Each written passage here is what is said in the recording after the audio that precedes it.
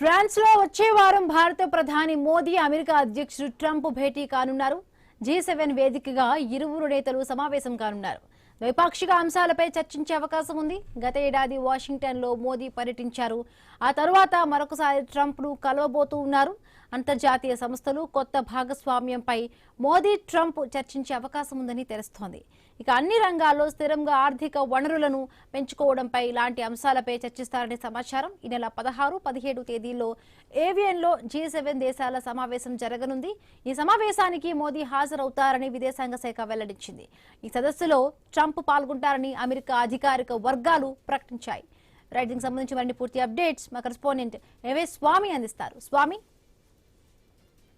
ప్రపంచంలో అత్యంత ప్రభావశీలమైనటువంటి 7 G7 దేశాలు నేతల భేటీ ఈ వైపు ఫ్రాన్స్ లో జరగనున్నది. దీనికి సంబంధించినటువంటి ఈ సమావేశంలో ఫ్రాన్స్ లో వచ్చే వారం ఈ సమావేశానికి వస్తున్నటువంటి అమెరికా అధ్యక్షుడు Donald Trump, India prime minister ప్రధానమంత్రి నరేంద్ర మోడీ ఇద్దరు భేటీ కానున్నట్టు తెలుస్తుంది. 2 దేశాల మధ్య ఇటీవల కాలంలో ద్వైపాక్షిక సంబంధాల విషయంపై ఇరువురు చర్చించే అవకాశం ఉన్నది. గత ఏడాది వాషింగ్టన్ లో పర్యటించినటువంటి మోడీ 2 దేశాలకు సంబంధించినటువంటి ఒకవైపు అమెరికా ఆంక్షలు కావచ్చు, ఒకవైపు పన్నుల భారాలు కావచ్చు, ఇవన్నిటిపైన ఒకవైపు సమస్యలు జరుగుతున్న నేపథ్యంలో ఇరువురు నేతలు 2 దేశాల కొత్త భాగస్వామ్యం పైన చర్చించే అవకాశం కనబడుతుంది.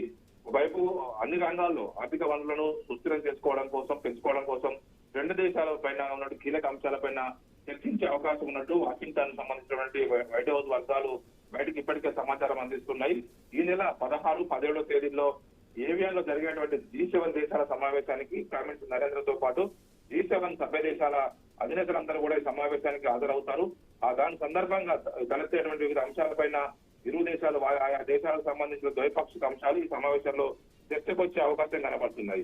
డొనాల్డ్ ట్రంప్ ఇటీవల ఒకవైపు ఇరాను, ఇజ్రాయెల్, అమెరికా వార నేపథ్యంలో ఇప్పటికి ఇంకా మిడిల్ ఈస్ట్ లో పరిస్థితి ఇంకా కుదురుకోలేదు. అక్కడ ఒకవైపు ఇంకా యుద్ధ పరిస్థితులు కొనసాగుతూనే ఉన్నాయి. ఇరాన్ ఇటు లెబనాన్ పైన, మరోవైపు ఇటు ఉగ్రవాద సంస్థలు ఇటు హిజ్బుల్లా పైన, లెబనాన్ హౌతీస్ పైన ఒకవైపు దాడులు జరుగుతూనే ఉన్నాయి.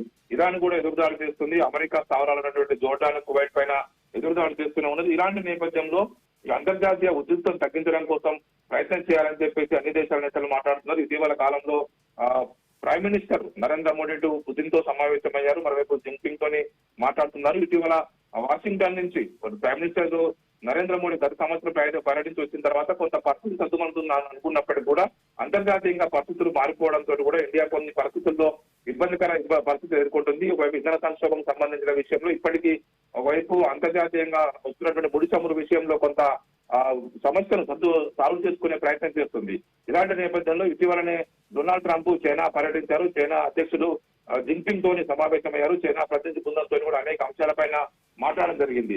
అంతర్జాతీయంగా అత్యంత బలమైనటువంటి దేశాలకు కూటమిగా పేర్కొన్నటువంటి G7 సంబంధించినటువంటి దేశాల సమావేశం ఈ ఫ్రాన్స్ లోని ఏవియన్లో జరుగుతుంది. ఈ సందర్భంగానే ఇటు ట్రంప్, మోడీ సమావేశం అవుతారని చెప్పి తెలుస్తూ ఉన్నది. Right, thank you Swamy.